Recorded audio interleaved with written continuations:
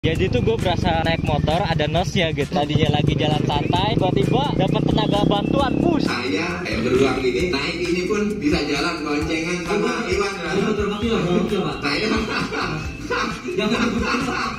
Roda dari belakang ini akan memutar menjadi sebuah generator yang bisa mengisi baterai. 1, 2, 3.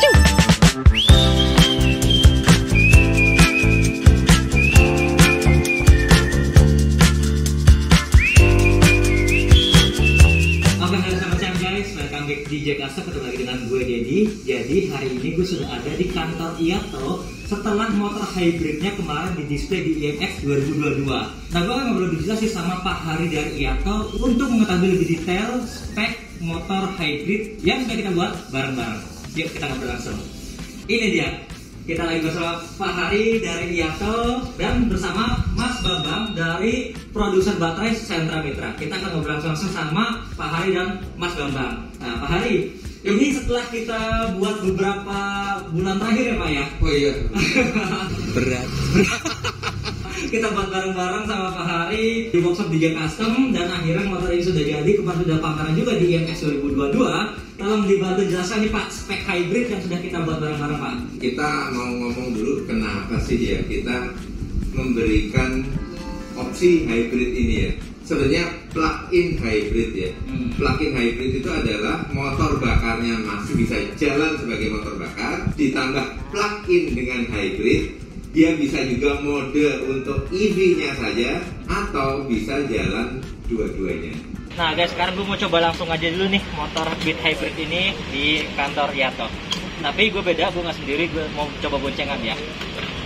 Saat ini yang gue mau pakai modul listrik dulu. Oh ya. Dan gue akan coba boncengan. Ayo kita boncengan. Oke guys ya, ini gue kondisi boncengan nih. Dan kita jalan santai aja nih. Oke. Cukup enak juga ini tempatnya buat ngetes karena nggak terlalu padat, nggak terlalu rame ya. Nah, bagaimana kalau kita melakukan perpindahan dari mesin listrik ke mesin bensin? Langsung kita starter aja. Set.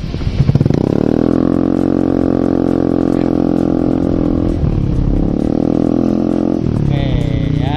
Jadi tuh gue berasa naik motor ada nosnya gitu ya. Tadinya lagi jalan santai, tiba-tiba dapat tenaga bantuan push gitu kan.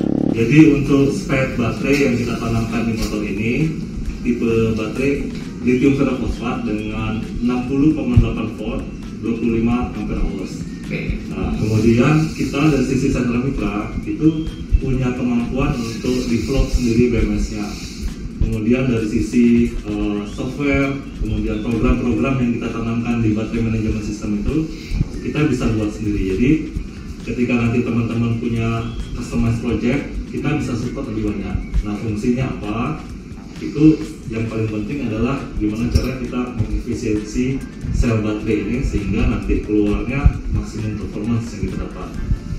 Mungkin kira-kira gitu ya. Oke, jadi pada dasarnya itu ukuran dan ampere semuanya itu bisa diatur ya, bisa di custom ya. Betul. Nah sekarang speknya EV-nya plug-in hybrid ini seperti apa?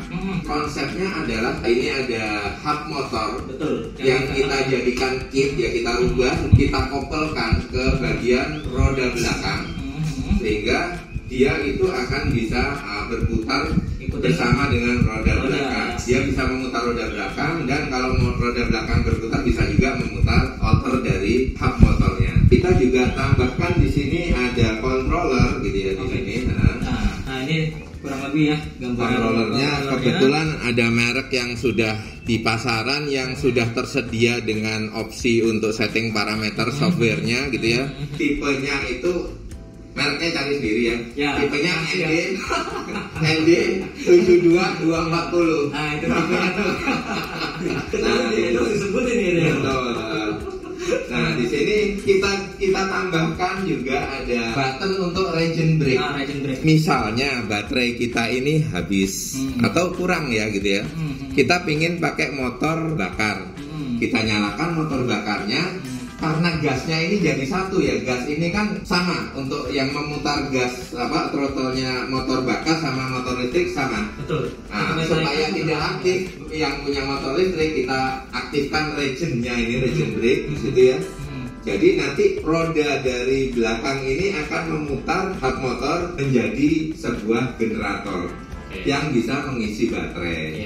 Aman nggak sih gitu ya? Kalau kayak gitu ya Mas Bambang, pasti pertanyaan ini aman ya? Ada 2 pengaman. Di tempatnya Mas Bambang bikin BMS-nya, itu ada over voltage-nya Mas ya. Artinya ada pengaman dari BMS-nya sendiri, sehingga kalau over voltage dia akan nge-cut off sendiri. Misalnya putarannya tinggi banget, melebihi 65 volt, dia auto cut gitu ya. Jadi tidak akan merusak baterai pada saat pengisian secara regeneratif. Menghindari over voltage. Nah, menghindari over voltage sama overcharge juga udah nggak ada ya. Udah ada pemutus arusnya.